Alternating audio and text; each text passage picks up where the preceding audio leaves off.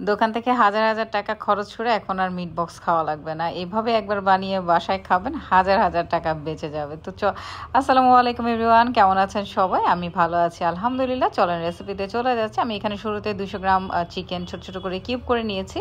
তার সাথে লবণ অ্যাড করে দিব, তার সাথে দিব আহমেদের সয়া সস। আহমেদের সয়া সসটা কিন্তু অনেক মজা লাগে আমার কাছে। আর এখানে নিয়ে নিব হচ্ছে প্রাণের গার্লিক পাউডার। প্রাণের গার্লিক পাউডারটা অনেক ভালো, আর গার্লিক পাউডারটা যে কোনো খাবারের স্বাদ কিন্তু অনেক বেশি বাড়িয়ে দেয়। এখানে আমি হাফ টি স্পুন হচ্ছে গার্লিক পাউডার নিলাম। 200 গ্রাম মাংসের জন্য কিন্তু এতটুকুই দরকার, বেশি দিতে যাবেন। এখানে হাফ টি স্পুন নিয়ে নিলাম মরিচের গুঁড়া।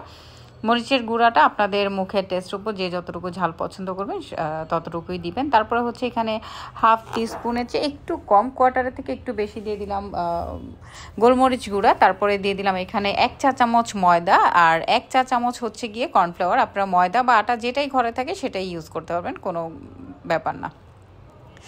তারপরে সবগুলো মশলা একসাথে দিয়ে এখন হচ্ছে এগুলোকে ম্যারিনেট করে রেখে দিব। আমার কাছে হাতে সময় কম ছিল দেখে আমি চিকেনটাকে আগে ম্যারিনেট করে রাখলাম। তারপরে হচ্ছে এখন আলুগুলোকে একটু সিদ্ধ করে নিব, না হলে হাতে টাইম বেশি থাকলে আমি আলু, চিকেন আর সসেজ একসাথেই ম্যারিনেট করে রাখতাম। আমার কাছে মনে হয়েছিল ময়দা একটু কম হয়েছে, যার কারণে আমি আরও একটু অ্যাড করে দিলাম। আর আলুগুলোকে আমি এখন এইভাবে জাস্ট কিউব করে হচ্ছে কেটে নিব সিদ্ধ করার জন্য। আপনারা চেষ্টা করবেন 50% যেন, যদিও সিদ্ধ করে নেন 50% সিদ্ধ করবেন। তো আলু আর সসেজ আমি একসাথে এখন কেটে নিলাম। আলু কেটে নেওয়ার পরে হালকা একটু ধুয়ে হচ্ছে আমি আলুগুলোকে সিদ্ধ করতে দিব। আলুগুলোর মধ্যে হচ্ছে লবণ, গার্লিক পাউডার আর হচ্ছে মরিচের গুঁড়া দিয়ে আমি সিদ্ধ করে নিয়েছিলাম, না হলে আলুটা কিন্তু পানসে লাগতো, যেহেতু সিদ্ধ করে নিয়েছিলাম। আর এখানে আমি এখন মেয়োনিজে চলে যাব। আমি এখানে দুধ অ্যাড করে দিয়েছি শুরুতে, লিকুইড দুধ, আর একটু গুঁড়া দুধ দিয়েছি। বলক আসার পরে দিলাম হচ্ছে গিয়ে বাটার। আপনারা বলক আসার পরে দিবেন, না হলে কিন্তু দুধটা একদমই ফেটে যাবে। তারপরে 2 চা চামচ, বড় বড় 2 চা চামচ হচ্ছে গিয়ে দিলাম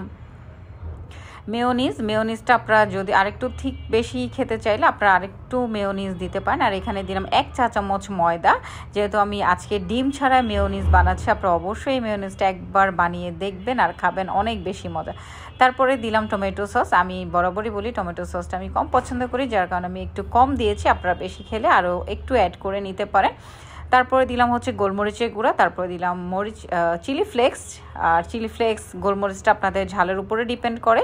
তার সাথে একটু লবণ দিয়েছিলাম, লবণটা স্কিপ হয়ে গেছে। আর দিয়েছিলাম স্লাইস চিজটা আপনারা 1টা 2টা 3টা 4টা যার যতটুকু মন চায় আপনারা ব্যবহার করতে পারেন। তার সাথে আমি দিয়েছিলাম একটু মোজারেলাটা একদমই হচ্ছে গিয়ে আপনাদের ইচ্ছা, আপনারা বাসায় থাকলে দিবেন, আদারওয়াইজ স্কিপ করে দিবেন, ঠিক আছে। তারপরে যে আলুগুলো সিদ্ধ হয়ে যাওয়ার পর আমি এখানে সস রেডি করতে করতে আলুটা বেশি সিদ্ধ হয়ে গিয়েছে। তারপরে সসেস দিয়ে অল্প একটু নাড়াচাড়া করে নামিয়ে দিলাম। আমি যখনই সসেসকে একটু সিদ্ধ করে নিই। তারপরে এই যে এখন আমার সেকেন্ড টাইম ম্যারিনেট করতে হচ্ছে সেম ইনগ্রেডিয়েন্টস দিয়ে, সয়া সস, মরিচের গুঁড়া, লবণ, তার সাথে হচ্ছে চিলি ফ্লেক্স, গোলমরিচের গুঁড়া, ময়দা দিয়ে একসাথে এখন আবারও এগুলোকে হচ্ছে ম্যারিনেট করে নিব। আমি কিন্তু কোনো টেস্টিং সল্ট বা কোনো চিনি আজকে ইউজ করিনি, কারণ সসে যেহেতু চিনি থাকে বা মিষ্টি থাকে, যার কারণে আমি কিন্তু মেয়োনিজটাতেও চিনি ব্যবহার করিনি। তারপর আপনারা একটু চাইলে চিনি ইউজ করতে পারেন। আমার কাছে এখানেও মনে হচ্ছে ময়দা কম হয়েছে, আমি আরও একটু ময়দা অ্যাড করে দিলাম, সাথে একটু কর্নফ্লাওয়ারও অ্যাড করে দিয়েছি। তারপর এখন এইগুলোকে ম্যারিনেট করে সাইডে রেখে আমি এখন চিকেনগুলোকে ভাজতে চলে যাব। চিকেন ভাজতে তো খুব একটা টাইম লাগে না, যার কারণেই হচ্ছে আলুগুলোকে আসলে সিদ্ধ করে নেওয়া, যার কারণ আমার হাতে সময় কম ছিল। তো এখানে আমার মোটামুটি কিন্তু উল্টে পাল্টে আমি চিকেনগুলোকে ভেজে নিয়েছি। আর চিকেনগুলো দেখতে যেমন সুন্দর হয়েছিল, বিশ্বাস করেন খেতে অনেক বেশি মজা হয়েছিল। তো আমি একটা স্ট্রেইনারে উঠিয়ে নিলাম। তারপরে আলু আর সসেসগুলোকে একদমই ভেজে নিয়েছি। আলুটা যেহেতু একদমই কুক করা হয়ে গিয়েছিল, যার কারণে এটাও ভাজতে টাইম লাগেনি।